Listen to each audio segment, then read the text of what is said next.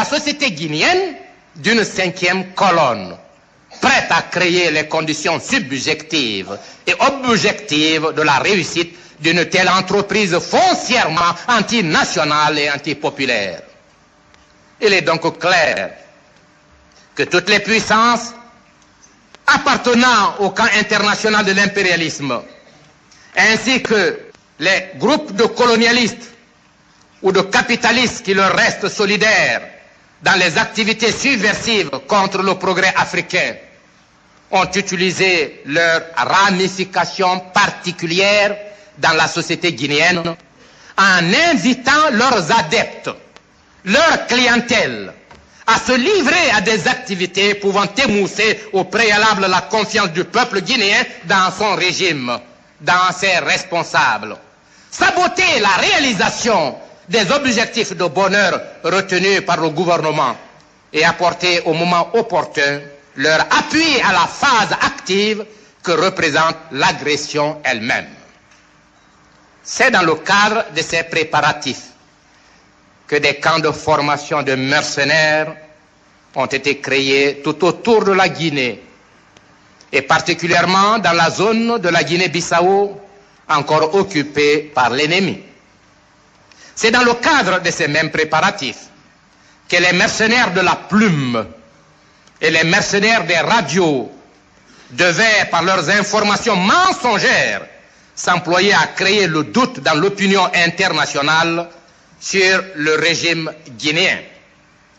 C'est dans le cadre de ces mêmes préparatifs qu'une vaste campagne fut savamment orchestrée pour convaincre l'opinion internationale de la fuite de plus d'un demi-million de Guinéens vers l'extérieur, alors que la réalité demeure tout à fait le contraire.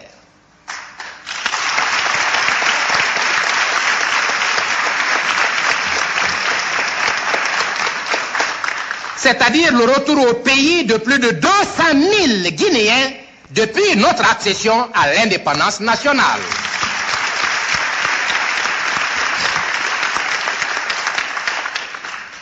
C'est dans le cadre des mêmes préparatifs qu'une certaine presse, toujours sous l'effet de la corruption et de l'intention malveillante, s'évertuait à présenter la Guinée comme le pays de la misère. Misère qui aurait engendré le choléra, alors que dans plus de 8 pays africains, le choléra avait sévi des mois et des mois avant toute manifestation de son existence à Conakry, où il a été jugulé en un minimum de temps grâce aux structures dynamiques et à l'action vigoureuse des institutions sanitaires guinéennes.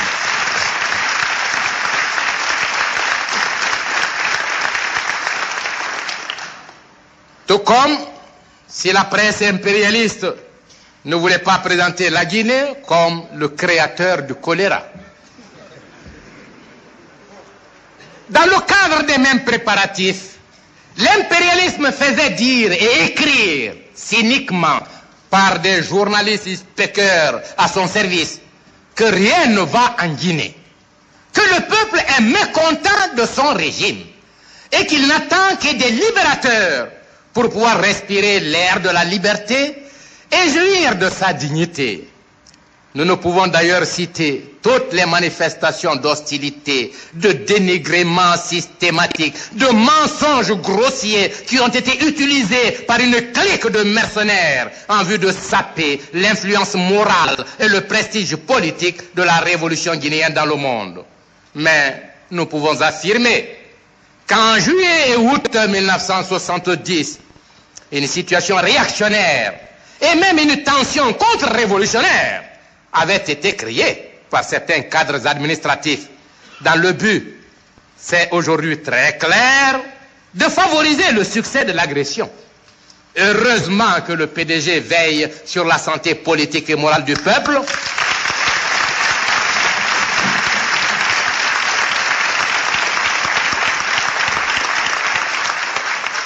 Et que le peuple guinéen fait une confiance absolue à son régime et à ses dirigeants.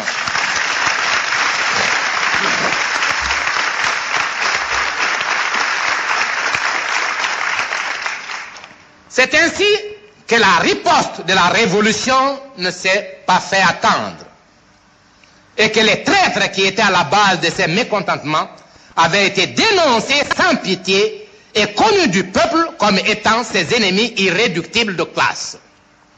Comme nous l'avons dit devant l'Assemblée nationale en août et septembre dernier, rien de ce qui est antidémocratique, antipopulaire ne saurait se réclamer de la révolution.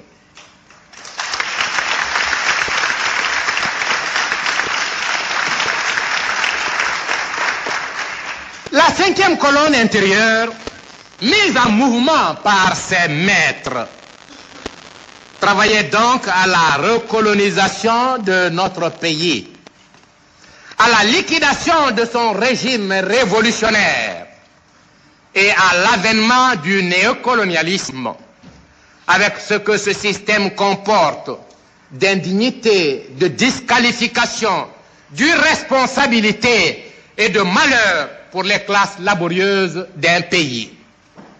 La 5e colonne n'existe pas seulement qu'en Guinée.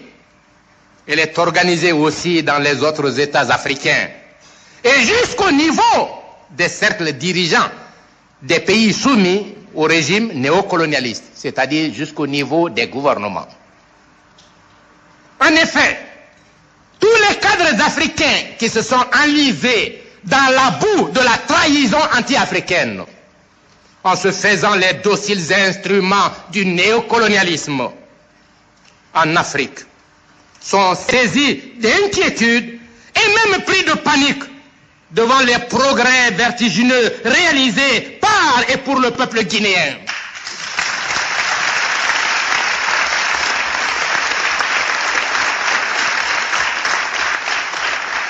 Ces individus tarés, ces renégats, ces traîtres à la patrie africaine voient dans le succès de la voie socialiste en Guinée leur propre condamnation et en même temps l'avènement d'une force sur laquelle pourrait s'appuyer leur peuple trompé, mais cependant décidé à continuer la lutte contre la bourgeoisie nationale et ses maîtres impérialistes.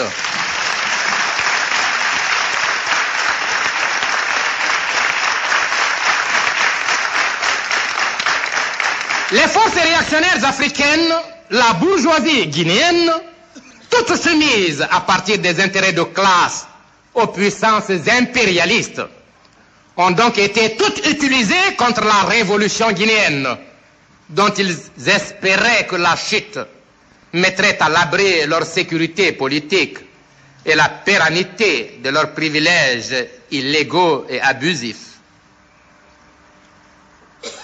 Nous ne devons pas nous étonner que des missions diplomatiques des pays impérialistes, que des agents de leur assistance technique, que des industriels et commerçants étrangers aient activement été utilisés dans cette œuvre anti-guinéenne. Mais notre étonnement, c'est de voir des citoyens guinéens qui ont vécu les temps féodal et colonial, qui ont supporté la discrimination raciale, l'humiliation, l'indignité, l'irresponsabilité de la part du colonialisme, devenir à l'heure de l'indépendance africaine des instruments serviles et dociles de recolonisation de leur pays. Être en intelligence avec l'impérialisme, après avoir connu et vécu l'opprobre de la domination coloniale.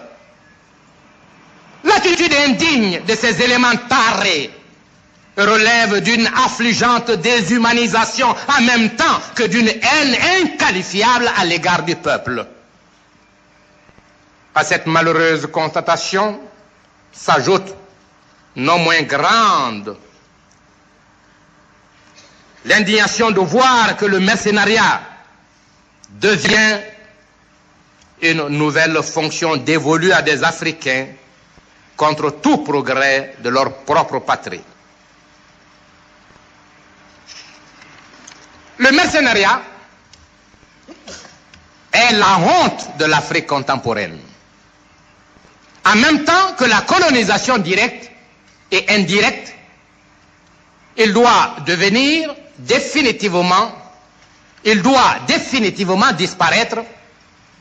Et pour ce faire, l'Afrique doit user sans plus hésiter de la violence révolutionnaire, utiliser la force de son unité afin de détruire tous les groupes sociaux et tous les systèmes de vie opposés à sa liberté, à son unité et à son progrès historique.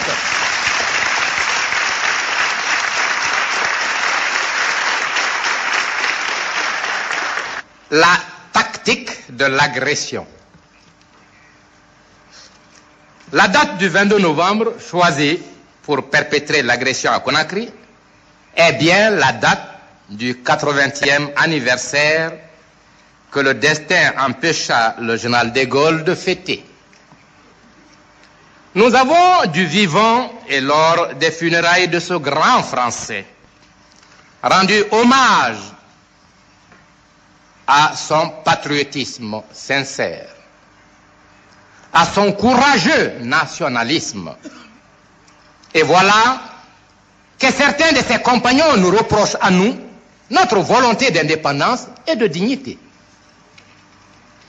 Cette coïncidence devait-elle nous rappeler le 25 août, l'affrontement avec le général de Gaulle à Conakry, en 1958.